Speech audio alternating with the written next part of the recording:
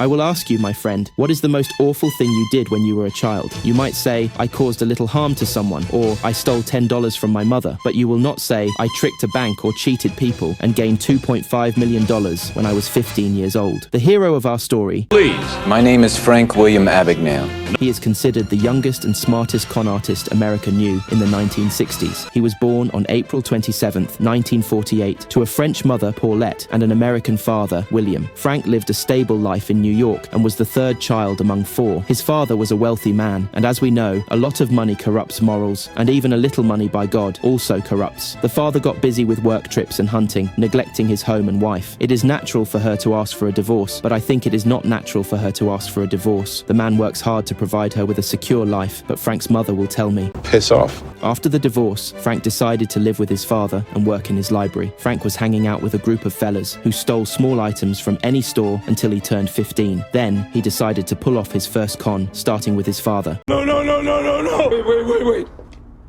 While working with his father, Frank would take his father's car to run errands for work and convinced him to use his credit card to fill the tank. However, he had an arrangement with the mechanic to buy car parts and make fake invoices, splitting the money he withdrew from the credit card with the mechanic. He managed to make $3,400. After that, he decided to expand his operations, so he left home at 16 years old with only the checkbook from the account his father had opened for him at the bank. He started looking for jobs, but because of his young age, he was getting low salaries, so he forged his birth date from 48 to 38. Despite the decent salaries he earned in the jobs he worked, Frank's obligations were greater than those salaries. Someone might ask me what those obligations were. I'll tell him it's none of your business. Frank remembered the account his father had opened for him, which had a small amount of money and a checkbook. Frank kept writing checks and buying things. Since bank checks weren't scrutinized like they are today, sometimes they would cash his checks and sometimes they wouldn't. One day, he saw a pilot and thought that if he became a pilot, banks would trust him more, allowing him to withdraw more money and travel a lot for free. So he took his suitcase and went to Pan Am. He told them he was starting a company and needed a sample of their work. They made him a card with his name and photo so he could see the quality. Then he called them, pretending to be a pilot who had lost his uniform, found out where they bought their uniforms and bought one. After that, he pretended to be a student writing a paper and asked for information about pilots and the Pan Am company. During this period, he managed to travel to 26 countries in 250 flights using a deadheading feature that allows pilots to travel on a plane as if they were one of the passengers,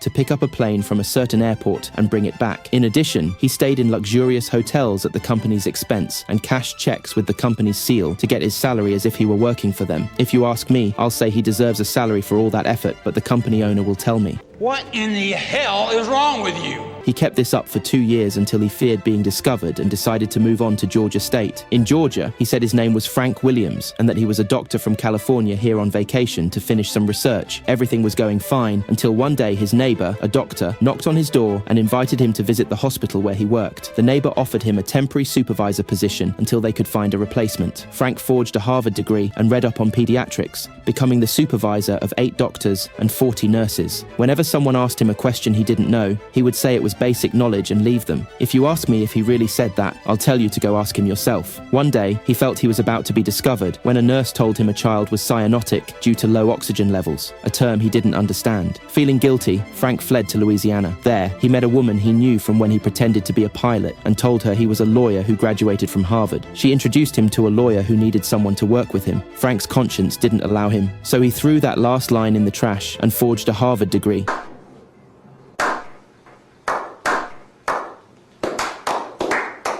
He applied for the bar exam and failed twice. After studying for 8 weeks, he passed on the 3rd attempt. At that time, he was 19 years old. He worked in the district attorney's office for 8 months. After that, a colleague started suspecting him, and coincidentally, Swing the colleague was a Harvard graduate. He started asking Frank questions about college and studies, but Frank didn't know anything about the college. So he told him, "Ask your mother if you don't believe me. Just ask Frank." As usual, Frank quit the job and ran away. Despite his young age, Frank was driving all of America's law enforcement agencies crazy. After he settled in France, a stewardess from the French airline recognized him because she had seen him before when he pretended to be a pilot. She reported him, and he was arrested in 1969. 12 countries requested to prosecute him for fraud, but he was tried in France and sentenced to 1 year, which his lawyer reduced to 6 months. After that, he was handed over to Sweden and spent 6 months there. Later, he was extradited to America, but he managed to escape before the plane landed. He bought a ticket to Sao Paulo, Brazil, because there was no extradition agreement. Unfortunately, his plan didn't succeed. and he was arrested and sentenced to 12 years in prison. During his time in prison, he tried to escape twice but failed. In less than 7 years, the Federal Correctional Institution released him in exchange for helping them catch con artists and forgers. After that, Frank became a consultant in fraud prevention, and later a consultant in his own company that he founded to protect people from fraud attempts.